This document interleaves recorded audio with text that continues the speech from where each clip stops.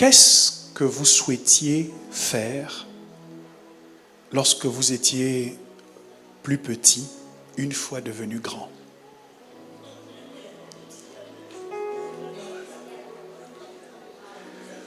Tous les enfants passent par cette question. On leur demande à différentes étapes de leur développement par quoi ils sont intéressés plus tard.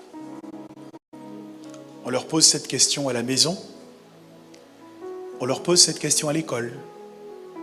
On leur donne parfois des exercices qui consistent à mieux préciser leur envie future. On leur propose de faire des stages pour identifier si réellement le couloir dans lequel ils sont sur le point de s'engager est celui qui leur correspond le mieux.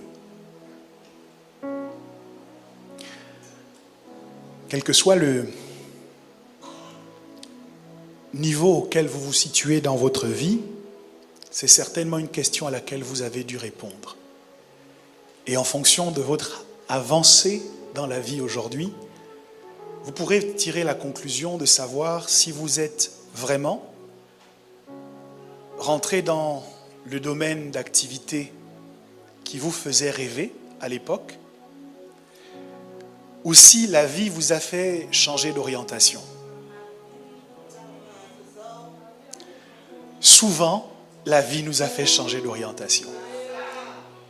Pas toujours pour le mal, parce que certains avaient des aspirations qui n'étaient pas vraiment en conformité avec leur identité intrinsèque. Et parfois même, nous avons réussi à nous donner les moyens, par des études, par beaucoup d'efforts, à nous donner les moyens de rentrer dans ce secteur d'activité-là, pour se rendre compte après qu'il ne nous correspondait pas du tout.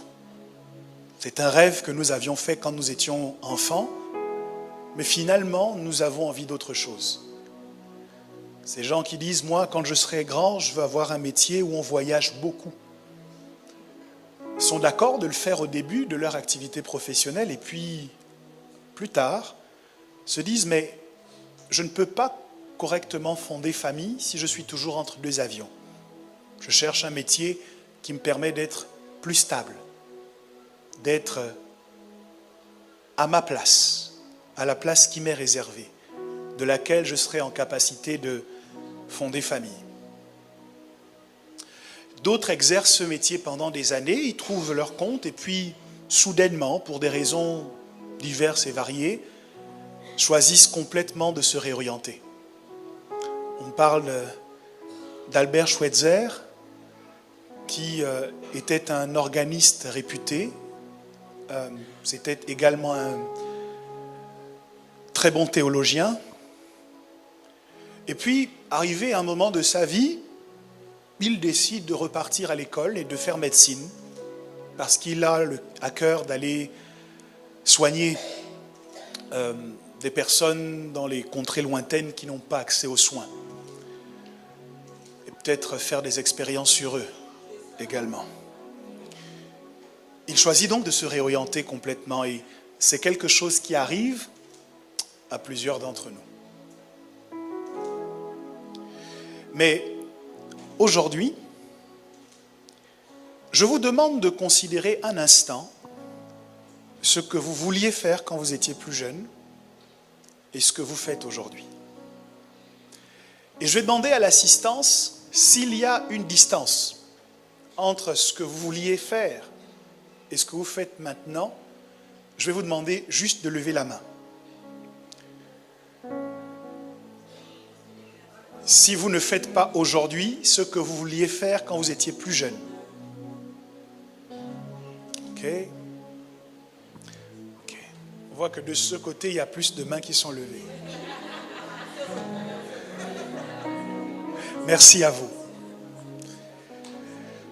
Vous identifierez que beaucoup d'entre nous, nous ne faisons pas aujourd'hui ce que nous pensions faire quand nous étions plus jeunes, mais en fait, est-ce un problème?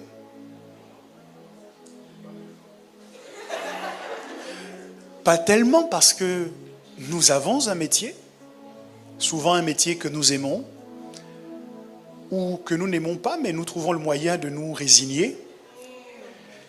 Et puis, ce serait trop compliqué aujourd'hui de repartir à l'école, de refaire une formation. Nous avons des responsabilités, nous avons des familles, nous avons des engagements, et donc des factures aussi, parfois des huissiers. Et donc, nous faisons le choix d'accepter le métier que nous exerçons aujourd'hui, plutôt que de penser en permanence à en changer.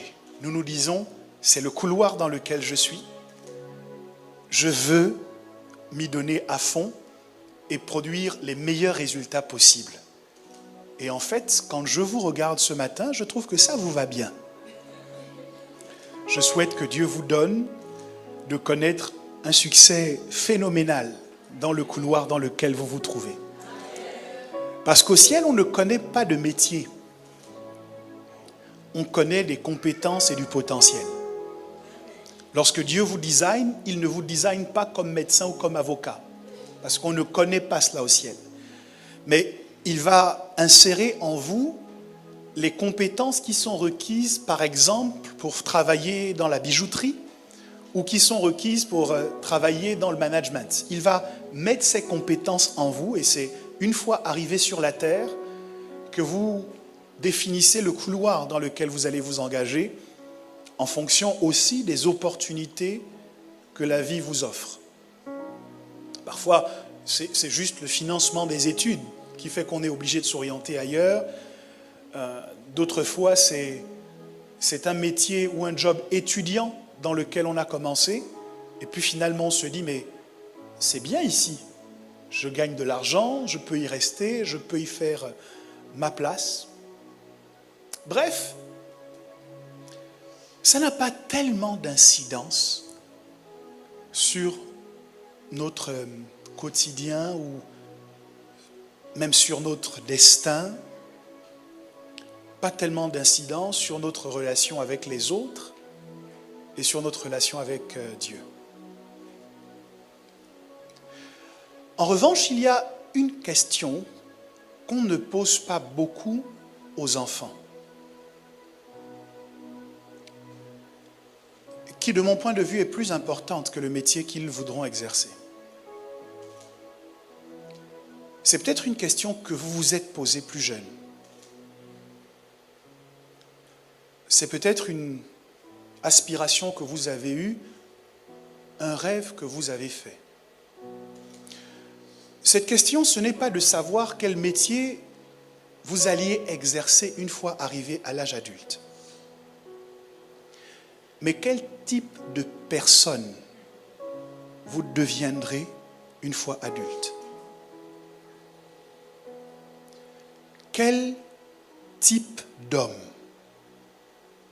avez-vous rêvé de devenir? Quel type de femme vouliez-vous être à l'avenir? Cette question inclut l'image que vous renverriez à votre entourage.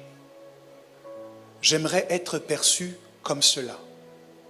Mais au-delà de cette image, la question inclut également le caractère, le comportement, les valeurs que vous incarneriez une fois arrivé à l'âge adulte. Je ne sais pas si c'est une question que vous vous êtes posée. Je ne sais pas si vous y avez pensé, mais je doute qu'un enfant, en se projetant à l'âge adulte, puisse se dire, quand je serai grand, je rêve d'être méchant.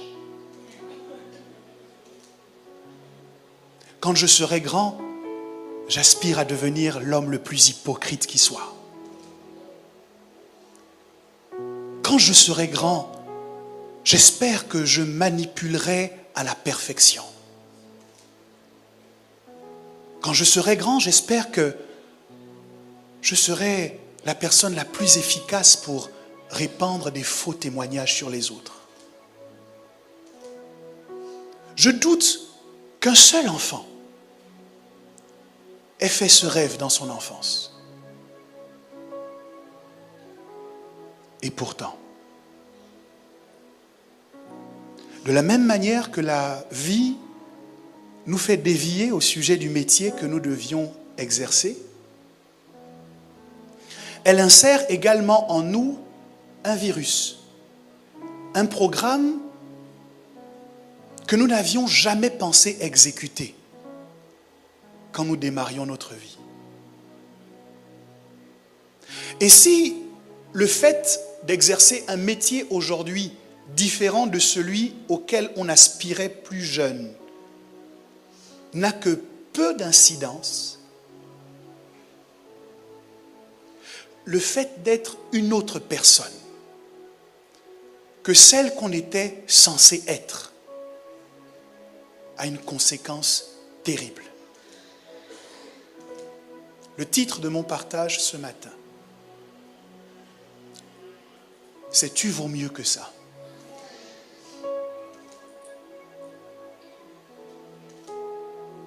Je suis venu dire à quelqu'un, tu vaux mieux que ça.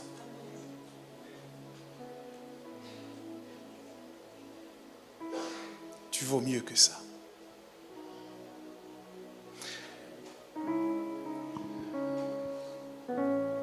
Le texte que je veux vous lire se trouve en Zacharie. C'est Zacharie chapitre 11 au verset 7.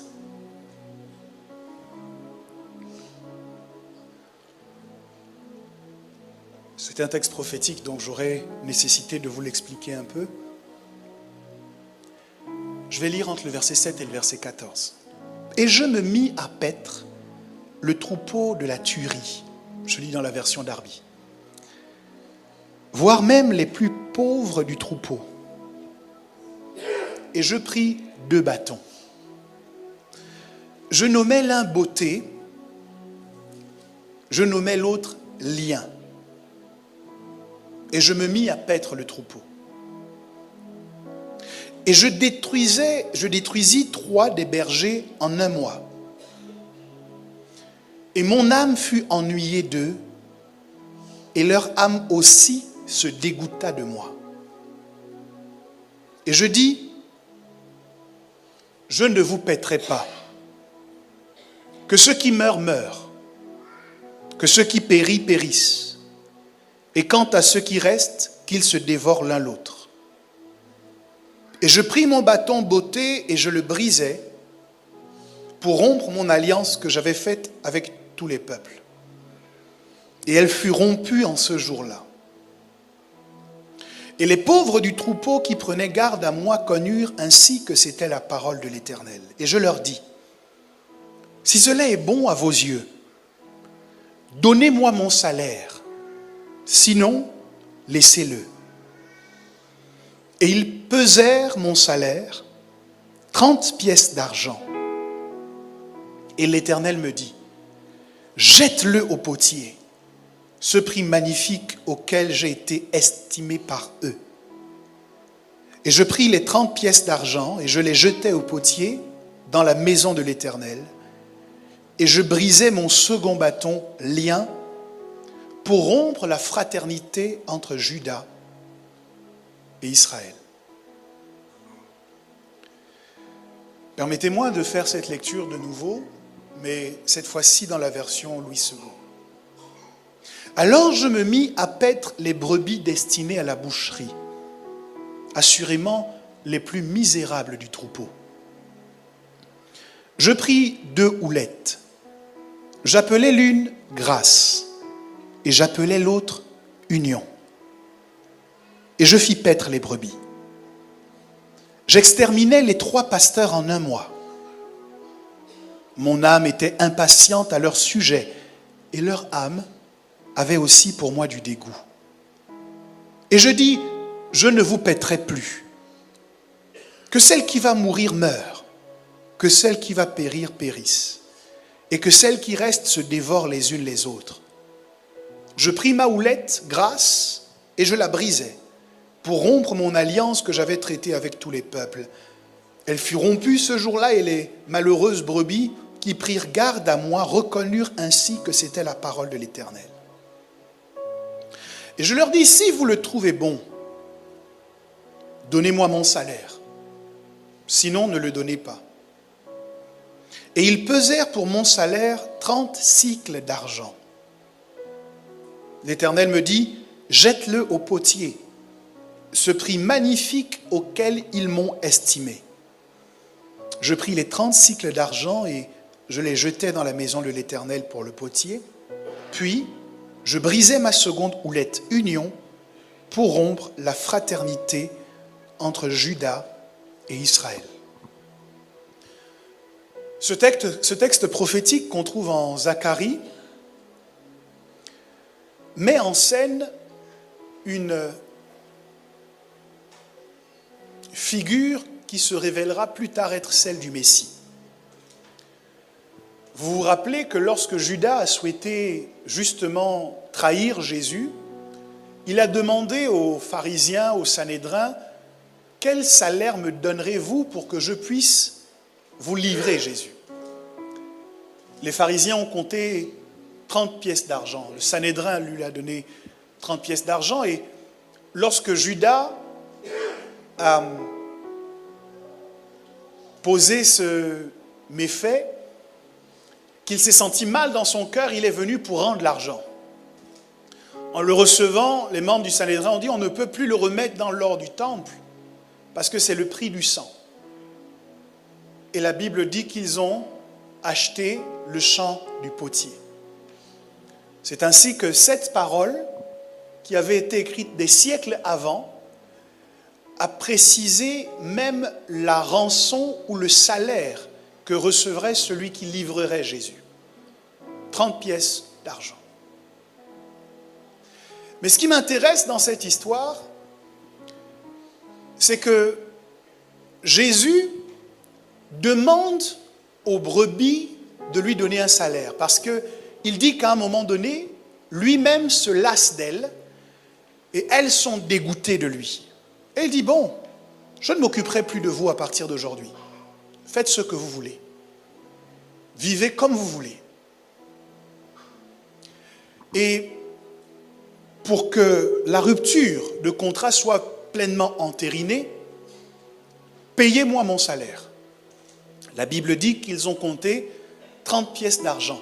Et quand ils veulent les lui donner, l'Éternel parle et dit, en quelque sorte, ne reçois pas cet argent. Cet argent ne vaut pas qui tu es. Tu vaux mieux que cette somme. Prends-la et va la donner au potier. Ce prix magnifique auquel ils ont voulu t'estimer. Jésus, dans cette image, va donc prendre l'argent et le réorienter vers le potier.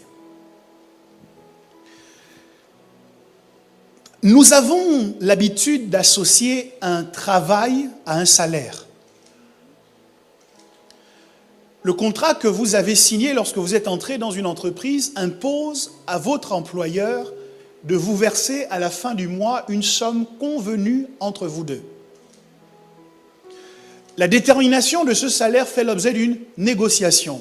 Dans le cadre d'un entretien, il vous est demandé quelles sont vos prétentions salariales. Et c'est dans le cadre de la fourchette que vous donnez que l'employeur va se situer pour indiquer s'il vous donne ce que vous lui avez demandé ou pas. Et puisqu'il s'agit d'une négociation convenue,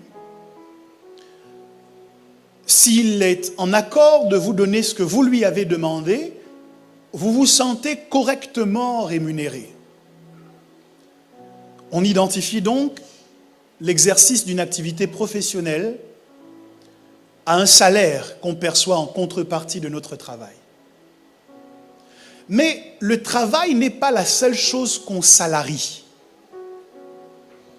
Pour chaque chose que nous faisons sur la terre, nous avons appelé une rémunération. Chaque chose que nous faisons est comme une semence que nous mettons en terre, qui appelle une récolte. Vous n'êtes pas l'employé de votre frère, mais le comportement que vous exercez vis-à-vis de lui est une semence que vous mettez en terre. Et cette semence appelle une récolte. Je veux vous dire qu'on n'est pas seulement salarié de son activité professionnelle.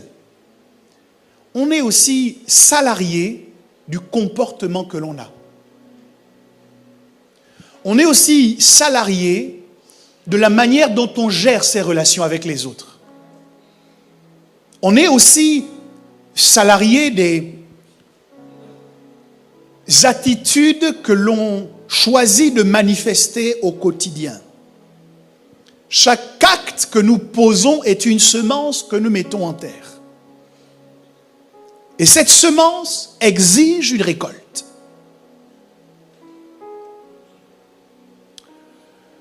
La Bible ne dit-elle pas que le salaire du péché, c'est la mort?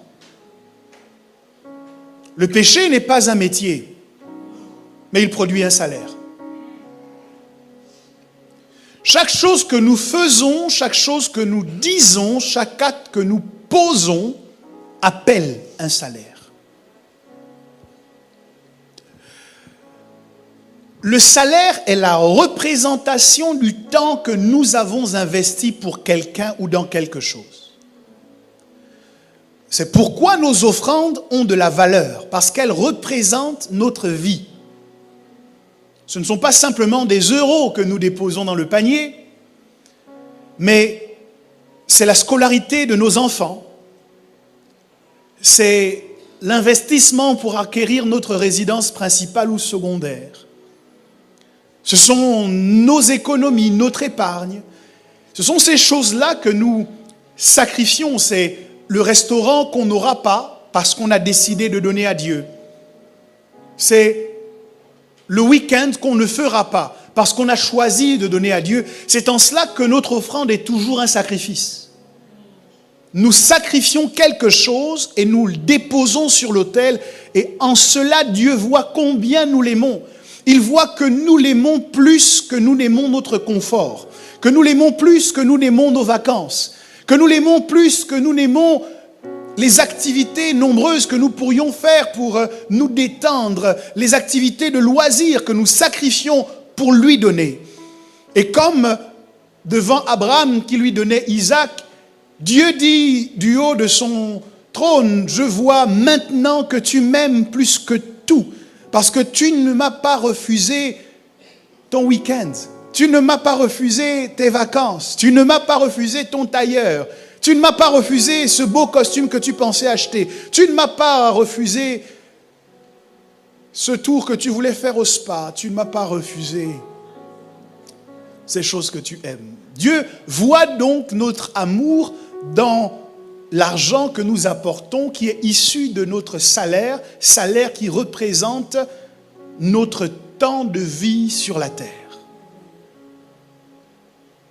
Et puisque notre salaire représente notre temps de vie sur la terre, vous conviendrez avec moi que nous ne passons pas toute notre vie à travailler.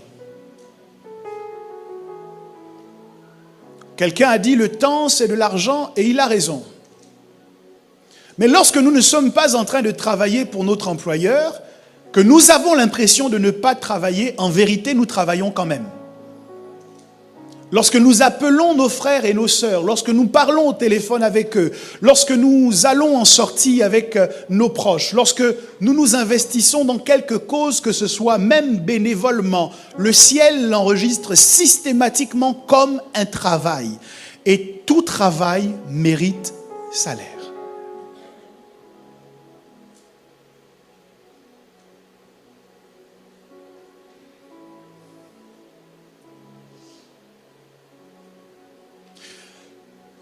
La difficulté avec le salaire, notamment vis-à-vis de l'employeur, c'est que cela peut être le fruit d'une négociation avec lui.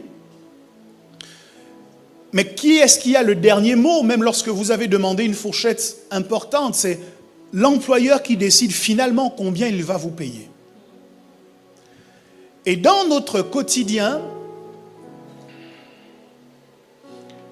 ce n'est pas nous qui fixons le salaire que nous recevons des gens.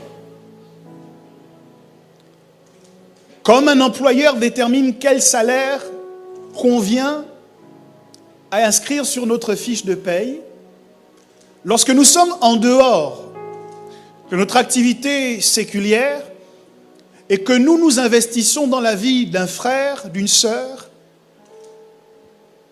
ce frère ou cette sœur se mue dans le rôle d'un employeur. Et c'est lui qui détermine finalement quelle sera notre rémunération pour notre investissement dans sa vie. C'est pour cette raison qu'il y a souvent des déceptions dans nos rapports avec les gens. Parce que vous avez conscience des efforts que vous avez fournis pour être présent lorsque cette personne était dans le besoin.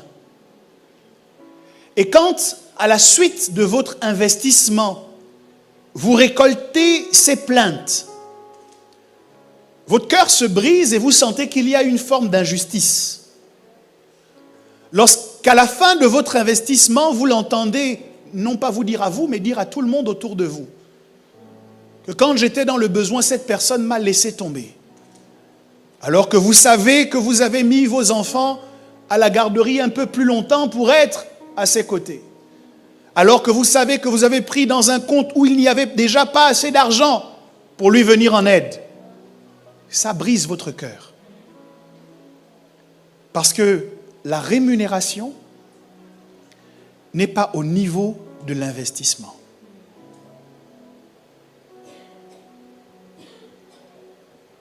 Lorsque je finissais mes études et que je devais trouver un emploi étant ressortissant étranger, je ne pouvais pas tout simplement aller dans une entreprise, postuler et commencer à travailler.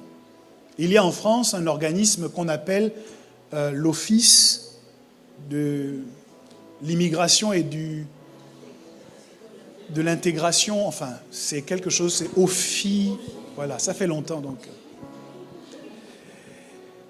Et je trouvais gênant de ne pas pouvoir faire comme tout le monde. Simplement d'aller postuler et de commencer à travailler, je trouvais cela dérangeant de devoir, en plus, passer par cette étape où je devais aller solliciter leur autorisation pour pouvoir travailler. Je trouvais ça long. Et la dame qui m'a reçu un jour m'a dit, vous savez,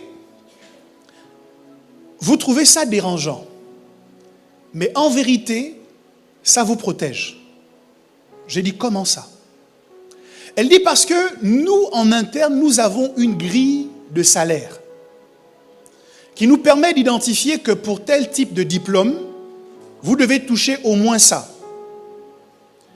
Et quand vous passez par nous, puisque c'est obligatoire, si votre employeur a voulu vous escroquer en vous proposant une rémunération plus basse, nous pouvons dire à votre employeur, si vous n'augmentez pas la rémunération, nous ne donnons pas l'autorisation de travail.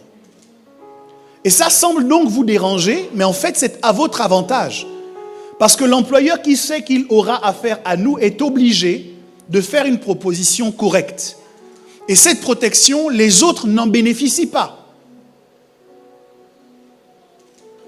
Et dans cette histoire que nous venons de lire, le berger s'est investi dans les brebis et il leur demande à un moment donné de peser son salaire. Mais la rémunération arrêtée par les brebis n'est pas au niveau de son investissement.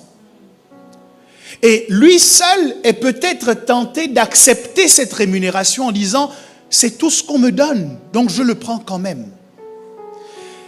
Mais l'Éternel intervient un peu comme l'Ophi.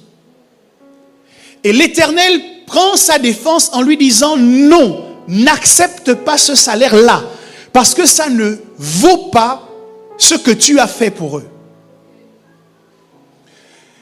Et je viens dire à quelqu'un aujourd'hui, parce que vous valez mieux que ce que les gens veulent vous donner, parce que vous valez plus que l'estimation que les gens font de votre vie et de vos sacrifices, Dieu me charge de vous dire, refusez ce salaire inique.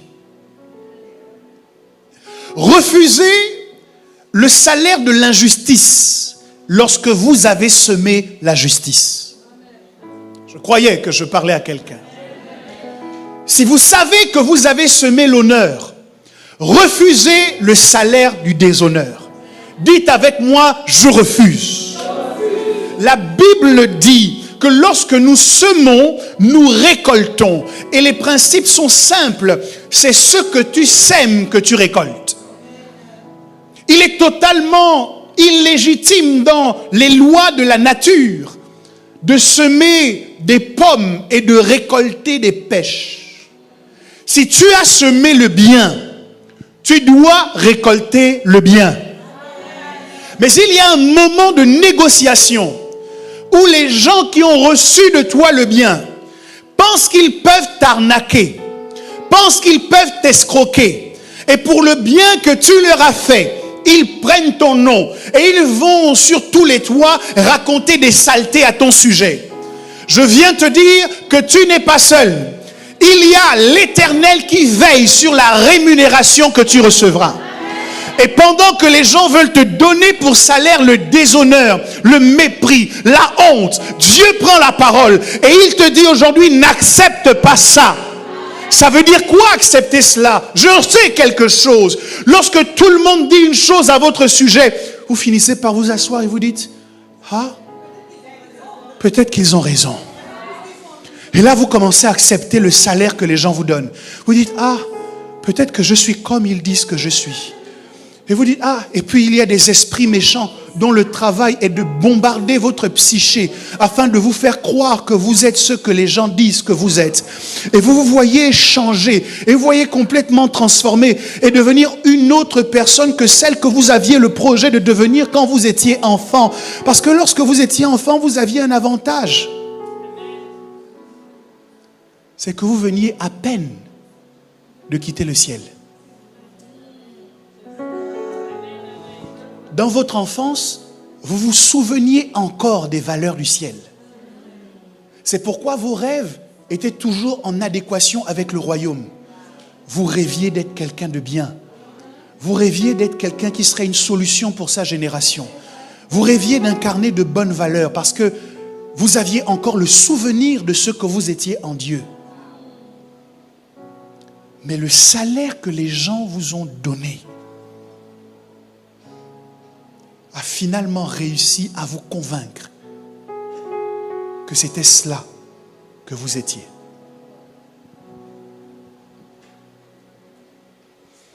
Mais Dieu me charge de te dire ce matin, tu vaux mieux que ça. Tu n'es pas ce que les gens disent que tu es. Quel que soit le nombre de personnes qui s'est rassemblé pour dire des méchancetés à ton sujet, tu vaux mieux que ça. Que soit brisé dans ta pensée le désir d'incarner le salaire que les gens ont voulu te verser. Dieu a dit à Jésus, prends cet argent et va le mettre dans la maison du potier. La spécialité du potier, c'est que lorsque le vase ne lui convient pas, il le brise pour en façonner un nouveau. Si le salaire que les gens t'ont donné ne te convient pas, Dieu te dit, rentre dans la dimension du potier, brise ce salaire et refaçonne-le afin qu'il corresponde véritablement à ton identité. Là où ils ont dit que tu étais un menteur, brise leurs paroles et refaçonne-les pour dire que tu es une personne honnête et une personne intègre comme le ciel dit que tu es. Le monde avait dit de Jacob qu'il était voleur, qu'il était supplanteur, mais il y avait une sauvegarde au ciel. Un ange de Dieu est descendu et lui a dit, quel est ton nom? Lorsqu'il a dit, je m'appelle Jacob, l'ange a dit, on ne connaît pas ce nom dans nos archives au ciel. Tu ne t'appelles pas Jacob, mais tu es Israël, celui qui a lutté avec Dieu, qui a lutté avec des hommes et qui en est sorti vainqueur.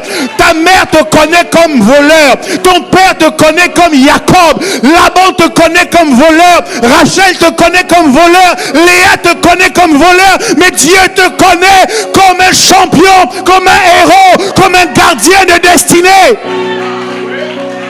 N'accepte pas le salaire que le monde veut te donner. Ils ont déjà autorité sur ta fiche de paye. Ils ne doivent pas avoir autorité sur ton identité. N'accepte pas le salaire. Parfois, nous avons tendance à l'accepter. Plus les gens qui parlent sont proches de nous. Nous nous disons, ceux-là nous connaissent. Rachel le connaissait comme Jacob. Léa le connaissait comme Jacob. Ses propres épouses le connaissaient comme un voleur.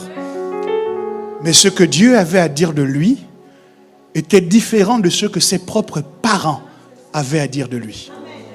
Je ne sais pas qui a voulu te donner ce salaire, mais tu vaux mieux que ça.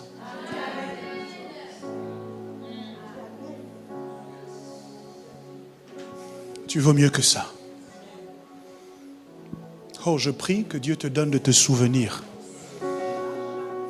Que Dieu te donne ce matin de te rappeler. Lorsque la vie ne t'avait pas encore abîmé, qui voulais-tu être?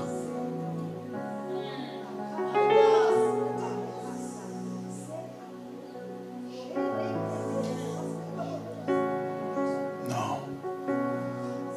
Tu vaux mieux que ça. On a voulu te mettre l'étiquette d'une fille facile, qui a besoin de coucher pour avoir le sentiment d'être aimée. Mais tu vaux mieux que ça. Rien ne t'oblige à devenir cette fille-là. Tu vaux mieux que ça.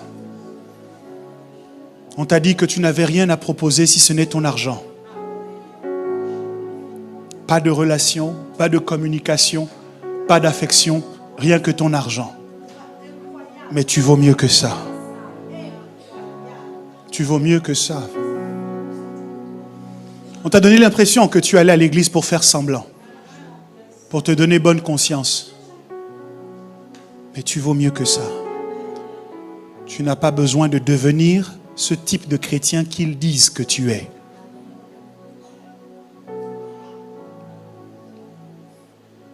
Refuse ce salaire.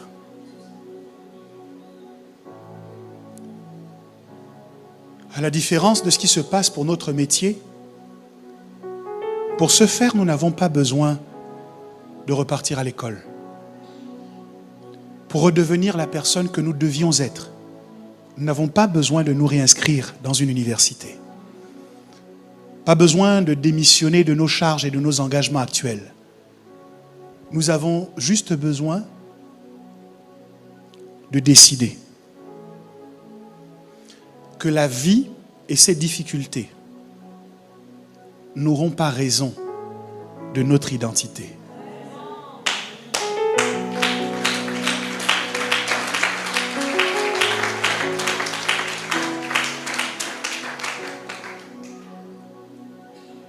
C'est une bataille. C'est une bataille et ils sont là, en train de compter ton salaire, en train de dire on va te donner ça, on va faire ceci de toi, on va faire cela de toi. Mais il y a un Dieu qui veille. Et si même toi tu as oublié, ce Dieu n'a pas oublié. Il n'a pas oublié pourquoi il t'a envoyé sur la terre.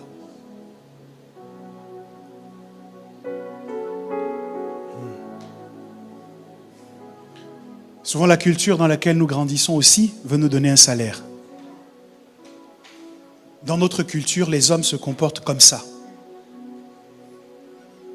Plus jeune, tu estimais que quand tu te marierais, tu serais gentil avec ta femme. Tu serais aimant, tu serais doux, mais accidentellement, tu as croisé quelqu'un qui t'a expliqué qu'il ne faut pas faire comme ça avec la femme. Il faut être dur avec elle. Il ne faut jamais lui montrer que tu l'aimes. Et te voilà aujourd'hui être le mari que tu n'avais jamais espéré être. Parce que la société ou la culture dans laquelle tu as grandi t'a donné un salaire. La Bible dit jamais personne n'a haï son propre corps, mais il l'aime et il en prend soin. C'est ainsi que les maris doivent aimer leurs femmes.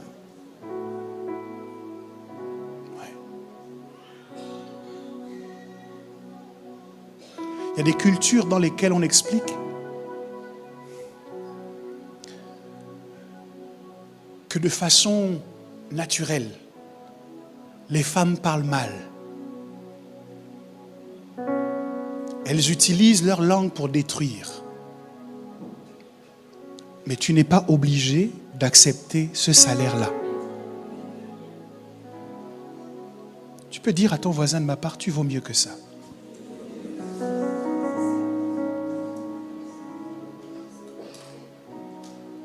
Tu peux même attraper sa main. Qu'il sente que tu y crois. Dis-lui, tu vaux mieux que ça. La raison pour laquelle je vous parle, la raison pour laquelle je suis dur avec certains d'entre vous, semaine après semaine,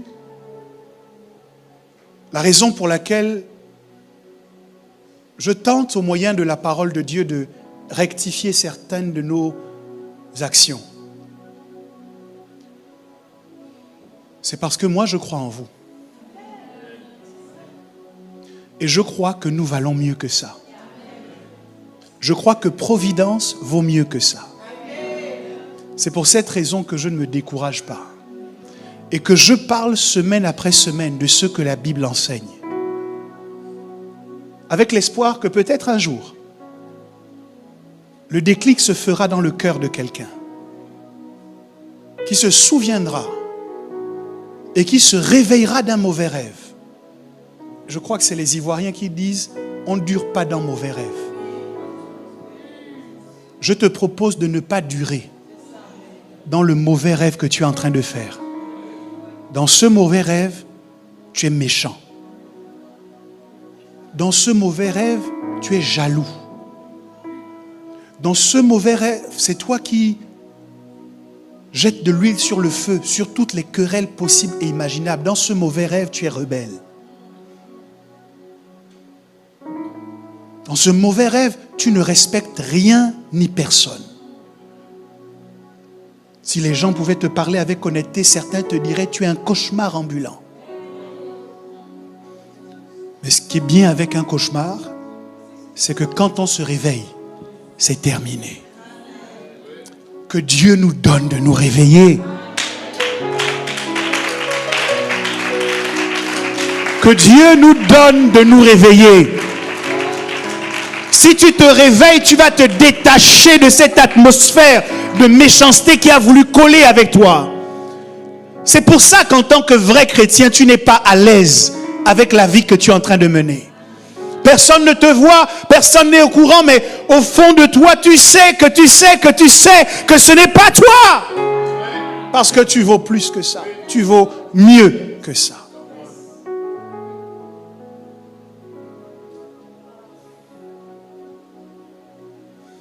Alors,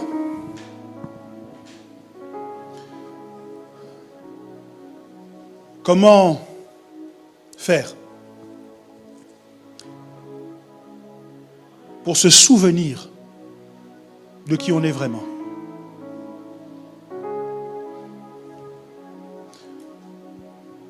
Il y a deux choses qui vont vous y aider. La première, c'est de vous retrouver dans les lieux de souvenirs. Je l'ai expérimenté il y a quelques semaines. Alors que j'étais à Libreville, on a une maison dans laquelle j'ai grandi, dans laquelle on a tous grandi, mais aujourd'hui, puisque tout le monde est adulte et vit dans sa propre maison, il n'y a personne. Mais chaque fois que j'y arrive, j'éprouve le besoin de repartir dans cette maison. Parce que c'est un lieu qui est chargé de souvenirs. Et ce genre de lieu dans notre vie nous aide à nous rappeler. Les murs gardent une mémoire. Et quand tout le monde essaye de vous descendre, les murs peuvent vous rappeler que vous n'êtes pas ce que les gens disent que vous êtes. Donc il y a des lieux privilégiés comme ça, dans lesquels vous avez vécu, dans lesquels vous avez connu une expérience spéciale. Et lorsque vous y allez, ces lieux vous rappellent.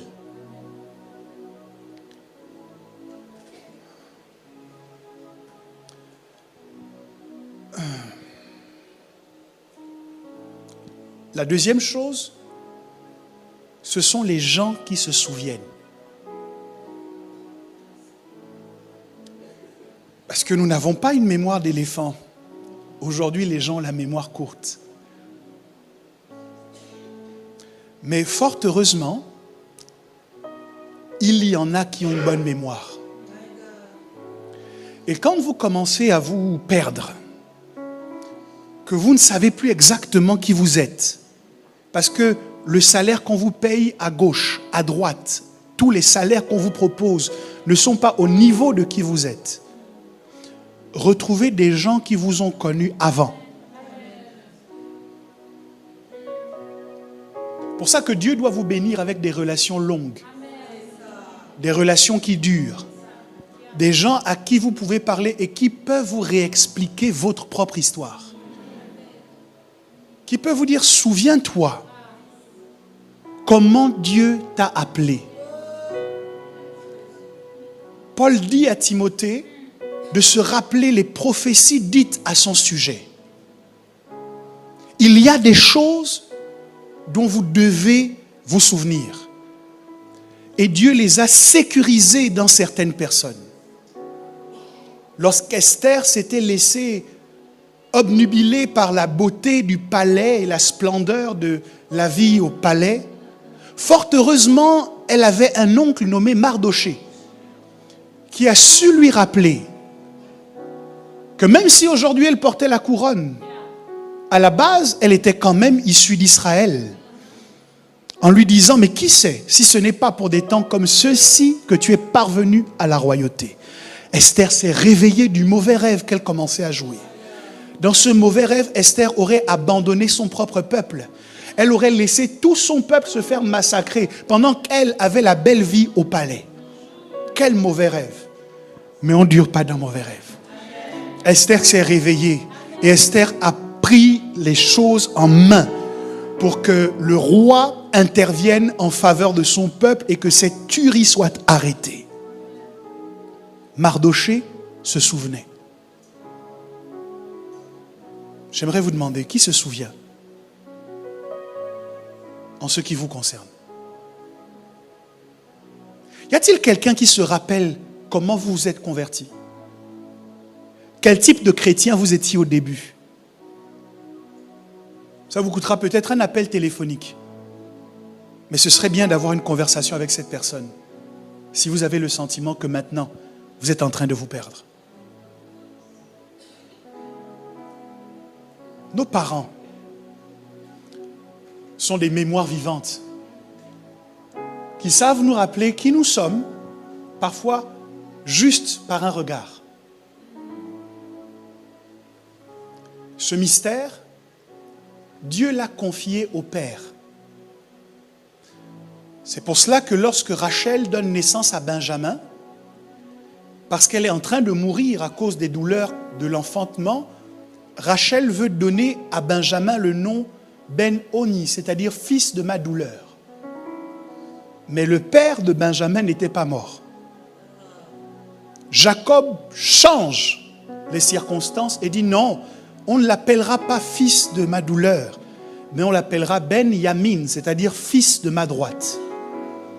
Dieu donne au père une capacité surnaturelle de conserver en eux l'identité spirituelle que nous devons avoir. Et c'est sur la base de cette identité qu'il nous oriente. Vous savez, lorsqu'on dit, et c'est une expression un peu galvaudée, on dit qu'un père était un repère. En vérité, la Bible dit ne déplace pas les bornes anciennes que les pères ont posées. Le travail des pères, c'est de poser des bornes. Les bornes te servent à te situer pour savoir où tu es, d'où tu viens et qui tu es. Et la Bible dit de ne pas déplacer ses bornes anciennes.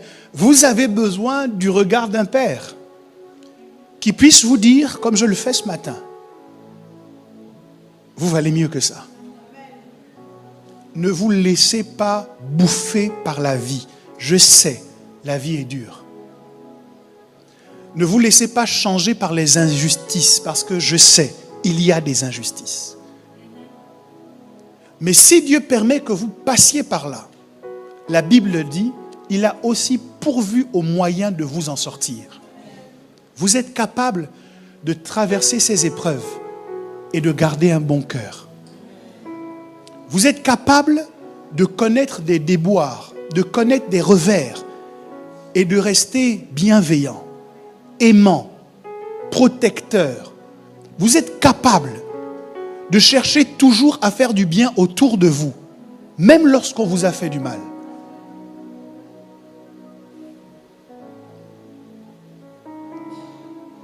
N'acceptez pas n'importe quel salaire.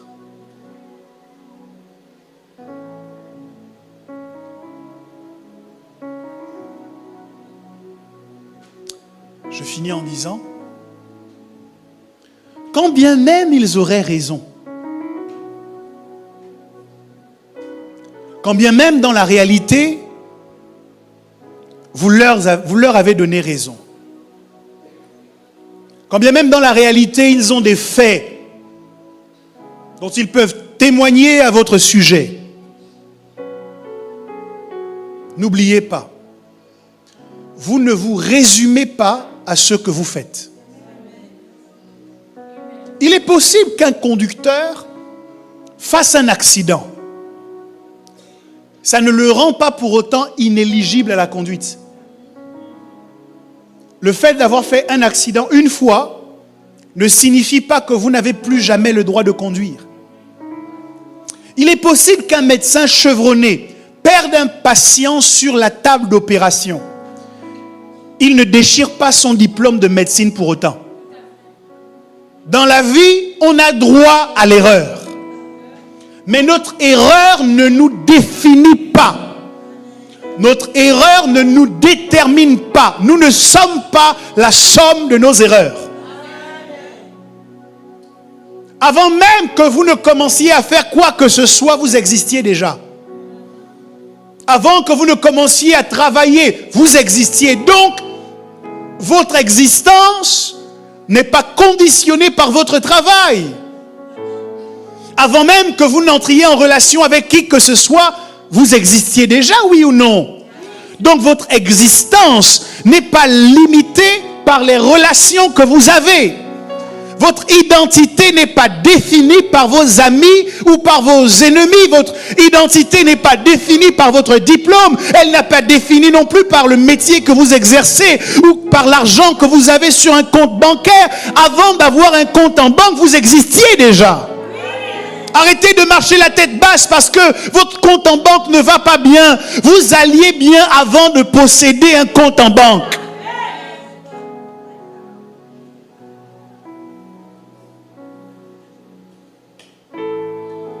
Que Dieu m'aide à vous dire ça.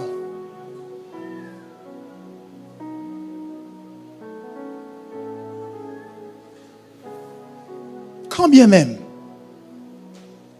ils auraient raison. C'est la conclusion qu'ils veulent tirer de ces raisons qui est fausse. Parce qu'on t'a vu voler, on dit de toi que tu es un voleur. Quand on sait que tous sont péchés, sont privés de la gloire de Dieu, ce qu'il faut comprendre par là, c'est que la différence entre vous et eux, c'est que vous, on vous a vu.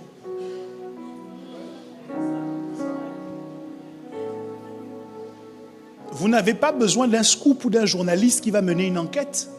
Je vais vous le dire, et ça ne va peut-être pas lui plaire. Votre voisin de gauche a péché. Votre voisin de droite aussi. D'ailleurs, votre voisin de devant a péché. Et votre voisin de derrière également.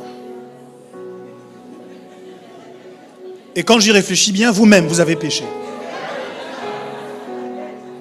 Mais Dieu vous a aimé.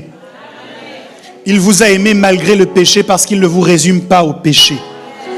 Il sait que ce n'est pas parce que vous avez péché que vous êtes disqualifié. Ce n'est pas parce que vous avez péché qu'on doit vous enterrer. Ce n'est pas parce que vous avez péché que vous allez rester dans la citerne éternellement. Ce n'est pas parce que vous avez péché que vous ne serez que cela toute votre vie. Parce qu'en Dieu, il y a de l'espace pour espérer. Car je connais les projets que j'ai formés pour vous, dit le Seigneur.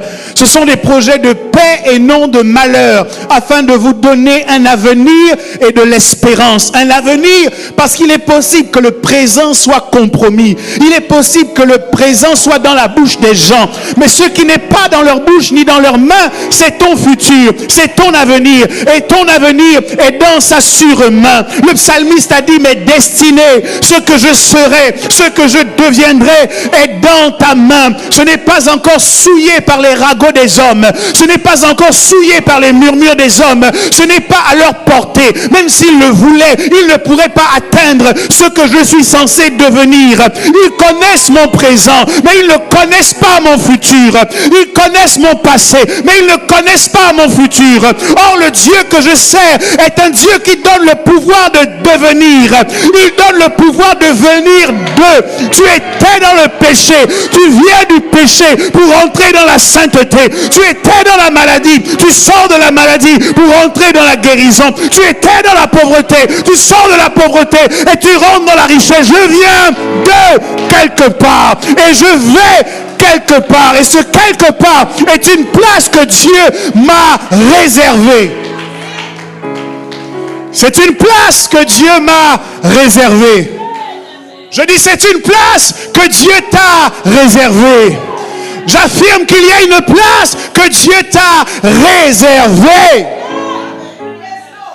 Vous avez déjà appelé un restaurant pour réserver une table.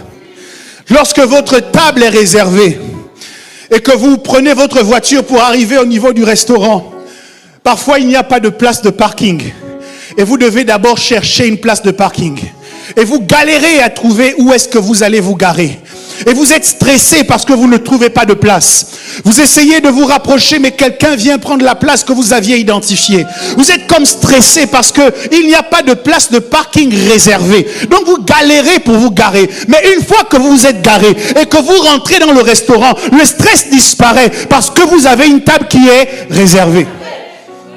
Il n'y a plus de stress, il n'y a plus de galère, il n'y a plus d'inquiétude. Est-ce que je vais trouver de la place? Est-ce qu'on va m'accueillir? Est-ce qu'on va me recevoir? Vous n'avez plus de stress parce que la place a déjà été réservée. Ça change donc votre comportement. Dans la voiture, vous aviez le regard fuyant.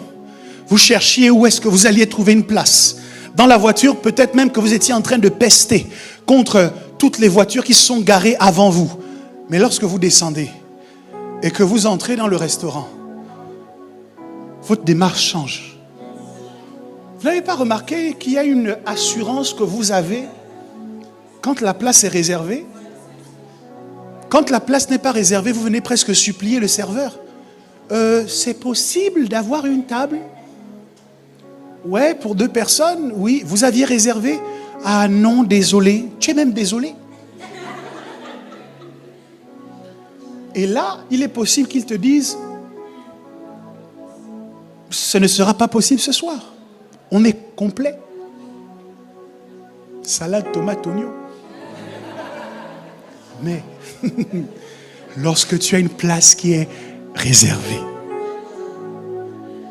c'est-à-dire que c'est même presque toi qui conduis le serveur. Tu arrives, tu dis, oui, c'est réservé au nom d'Orego. Ah oui, monsieur, je vous prie de bien vouloir me... Il te prie. Il te prie de bien vouloir le suivre. Il te fait des prières. Tu vois que tu as changé de dimension. Tu deviens quelqu'un compris. Oh. Et là, tu marches avec élégance, avec assurance. Les regards des gens ne t'affectent pas parce que tu as une place qui est réservée. C'est-à-dire, quand tu as une place réservée, ton comportement est préservé. C'est-à-dire, tu as ton assurance est préservée, ton élégance est... Tu ne transpires pas beaucoup quand ta place est réservée.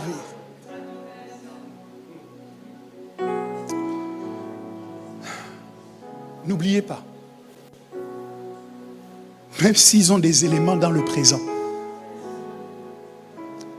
ça ne vous résume pas. Vous avez quelque part un lieu qui vous attend. Et ce lieu envoie des informations au présent. Voyez, avant d'arriver au restaurant, vous êtes à la maison, mais vous commencez à vous habiller en fonction du restaurant. On m'a emmené dans un restaurant il n'y a pas longtemps, où pour entrer, vous marchez sur un tapis rouge comme ça. Quand on m'a prévenu du restaurant, j'ai dit, bon, je pense que je ne vais pas mettre un t-shirt. Donc avant même d'arriver, le restaurant et la place qui était réservée me donnaient déjà des informations. Donc ce qui fait que tu changes ton comportement aujourd'hui, c'est parce que tu sais qu'il y a quelque part une place qui t'attend. Donc je ne vais pas m'asseoir avec toi pour critiquer, parce qu'il y a une position d'autorité qui m'est réservée. Ça va être trop diminuant lorsque je serai arrivé à cette position d'autorité et que tu pourras raconter dans tout le quartier. Non, mais avec lui, on allait souvent au bar du coin. C'est-à-dire, aujourd'hui, je ne suis pas encore arrivé, mais je n'irai pas au bar avec toi. Et puis aujourd'hui, avec les réseaux sociaux et les smartphones, tout le monde photographie.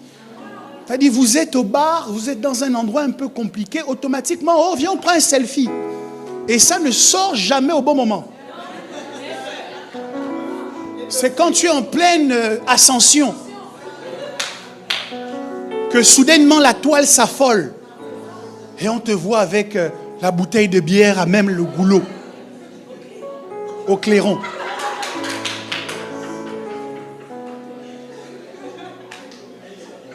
N'oublie pas, tu as une place qui t'est réservée. Commence à fonctionner aujourd'hui en adéquation avec la réservation.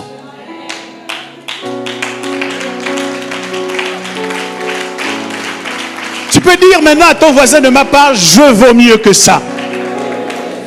Dis à un autre voisin, je vaux mieux que ça. Oh, dis-le avec plus d'assurance, d'autorité, je vaux mieux que ça. Fais attention parce que je ne vais plus accepter plus longtemps les mauvais salaires que tu veux me verser.